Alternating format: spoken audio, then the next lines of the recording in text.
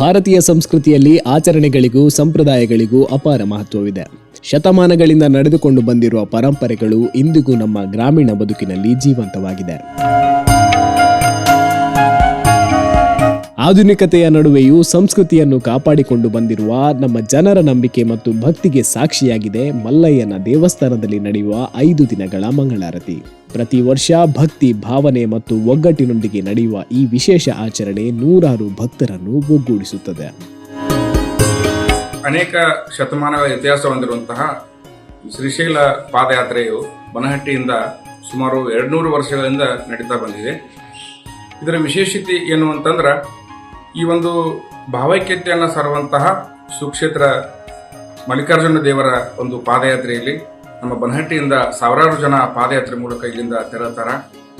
ಆ ಒಂದು ತೆರಳುವ ಸಂದರ್ಭ ಯಾವ ರೀತಿ ಈ ಒಂದು ಪಾದಯಾತ್ರಿಕರಿಗೆ ಅನಾನುಕೂಲತೆ ಸಮಸ್ಯೆ ಅಂತ ಆಗ್ತಾವ, ಅವೆಲ್ಲವೂ ಸಹಿತ ಈ ಒಂದು 5 ದಿನಗಳ ಕಾಲ ನಡೆಯುವಂತಹ ಐದೇಶಿಯ ಒಂದು ಮಂಗಳಾರತಿಯಲ್ಲಿ ಕಂಡು ಬರ್ತದೆ. ಈ ಮಂಗಳಾರತಿಯಲ್ಲಿ ಯಾವ್ಯಾವ ರೀತಿ ಆ ಒಂದು ಪಾದಯಾತ್ರೆ ಮೂಲಕ ಶ್ರೀಶೈಲಕ್ಕೆ ತೆರಳುತ್ತಾರ, ಅಲ್ಲಿ ಸಮಸ್ಯೆ ಏನಾಗ್ತಾವ ಅನ್ನೋದನ್ನ ಈ ಒಂದು ಹಾಡಿನ ಮೂಲಕ ನಾವು ಕಂಡುಕೊಳ್ತೀವಿ.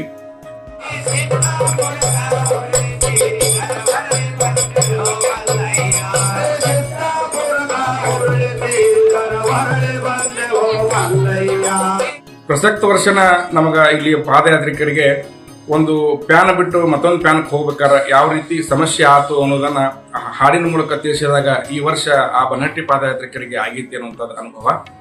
ಅದೇ ರೀತಿ ಈ ರೀತಿ ನಮ್ಮ ಒಂದು ಸಮಸ್ಯೆಗಳನ್ನು ಹೊತ್ಕೊಂಡು ಬರುವಂತಹ ಒಂದು ಪಾದಯಾತ್ರೆಯ ಬಗ್ಗೆ ಮಂಗಳಾರತಿಯಲ್ಲಿ ಬರ್ತದೆ. ಈ ಒಂದು ಪವಿತ್ರ ಒಂದು ಪಾದಯಾತ್ರೆಯನ್ನ ಯಾರು ಅನುಭವಿಸ್ತಾರೋ ಅವರಿಗೆ ಒಂದು ಕೈಲಾಸ ಬಾಕಲ್ ಅನ್ನುವಂಥದ್ದು ಒಂದು ಕೊನೆಯದಾದಂತಹ ಶಿಖರದಲ್ಲಿ ಇರುವಂತಹ ಕೈಲಾಸ ಬಾಕಲದಲ್ಲಿ ಅವರಿಗೆಲ್ಲವೂ ಸಹಿತ ಅನುಭವ ಆಗಿ ಒಂದು ವಿಶೇಷತೆಯನ್ನು ಸಹಿತ ಕೊಡುತ್ತಾ ಈ ಒಂದು ನಮ್ಮ ಸನಾತನ ಧರ್ಮದಿಂದ ಬಂದಿರುವಂತಹ ಈ ಒಂದು ಜ್ಯೋತಿರ್ಲಿಂಗಕ್ಕೆ ನಾವು ಒಂದು ಉತ್ತಮವಾದಂತಹ ಪ್ರತಿಕ್ರಿಯೆಯನ್ನು ಸಹಿತ ಭಕ್ತರಿಗೆ ದೊರಕಿದ್ದು ಉದಾಹರಣೆ ಅದಾವ.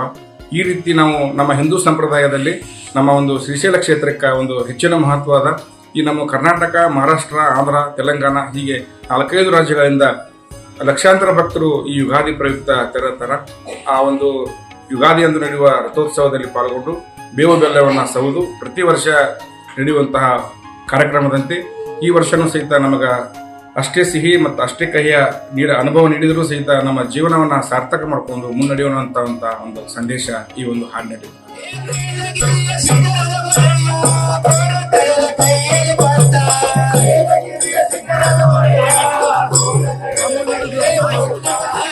ಶ್ರೀಶೈಲ ಮಲ್ಲಯ್ಯ ನಮಗೆ ಭೇಟಿಯಾಗುವ ಸಮಯ ಅಂದರೆ ವೆಂಕಟಾಪುರದಿಂದ ಶ್ರೀಶೈಲವರೆಗೆ ಅಲ್ಲಿ ನಿಜವಾದ ಮಲ್ಲಯ್ಯ ಭೇಟಿಯಾಗುತ್ತಾನೆ. ಅದನ್ನು ನೋಡಿ ಶ್ರೀಶೈಲಕ್ಕೆ ಹೋಗಿ ಲಿಂಗಕ್ಕೆ ಮುದ್ದೇಶವನ್ನು ಮಾಡಿಕೊಂಡು ಮತ್ತೆ ಊರಿಗೆ ವಾಪಸ್ ಬಂದು ಐದೇಶವನ್ನು ಮಾಡುತ್ತಾರೆ. ಮರುಜನ್ಮ ಹುಟ್ಟಿ ಬಂದಂಗೆ ಆಗುತ್ತದೆ. ಅದಕ್ಕಾಗಿ 2.5 ವರ್ಷಗಳ ಹಿಂದ ಕಾಲ 14ನೇ ಶತಮಾನದಿಂದ ಬಂದಂತ ಈ ಕಂಬಿ ಮಲ್ಲಯ್ಯನ ಐದೇಶಿ ಅಂತ.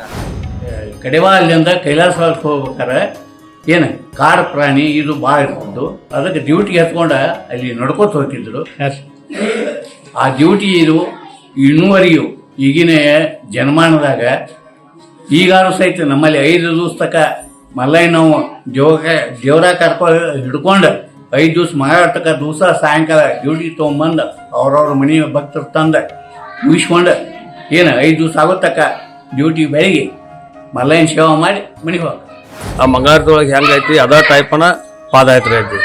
ನಾವು ಯಾಕಂದ್ರೆ ಒಂದೇನು ವಸ್ತಿ ಇಟ್ಕೊಂಡಿರ್ತೀವಿ ರೀ, ಆ ವಸ್ತಿ ಮೆಟ್ಟಕ ಮಾಡ್ಬೇಕು. ನಾವು ಆ ಪ್ಯಾನ ಬಿಟ್ಟು ಪ್ಯಾನಕ್ಕೆ ಹೋದೆವು ಅಂದ್ರೆ ನಮ್ಗೆ ಸಂಜೆ ಕೂಡ ಅದು ನಮಗೆ ಮ್ಯಾನ್ ಬಿದ್ದಿ ಇರ್ತೈತಿ.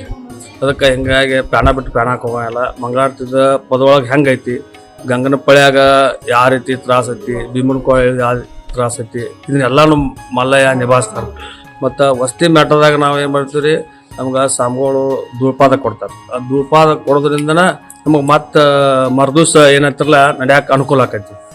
ಧೂಳ್ಪಾದ ನಾವು ಹೋದ ಧೂಳ್ಪಾದಕ್ಕೆ ತೊಗೊಂಡ ಮತ್ತು ಸಂಜೆ ಮುಂದೆ ಮಂಗಳಾರತಿ ಮತ್ತೆ ಡೈಲಿ 1 ತಾಸು ಮಂಗಳಾರತಿ ಮಾಡ್ತೀವಿ. ಮಂಗಳಾರತಿ ಮಾಡಿ ತಂಗಳ ಕಜ್ಜ ಹ್ಯಾಂಜಲ ಆದ್ರೆ ಮುಂದಿನ ಪ್ಯಾನ್ ಮಲ್ಲಯ್ಯ ಅಂದಾರಲ್ಲ, ಅಲ್ಲಿ ಆ ಊರಾಗೇನು ವಸ್ತಿ ಮಾಡ್ತಿರಲ್ಲ ಅಲ್ಲಿ ಬಾಯಾಂಜಲ ಮಾಡೇ ಮುಂದಿನ ಊರಿಗೆ ಹೋಗೋದು ಮಾಡ್ತೀವಿ.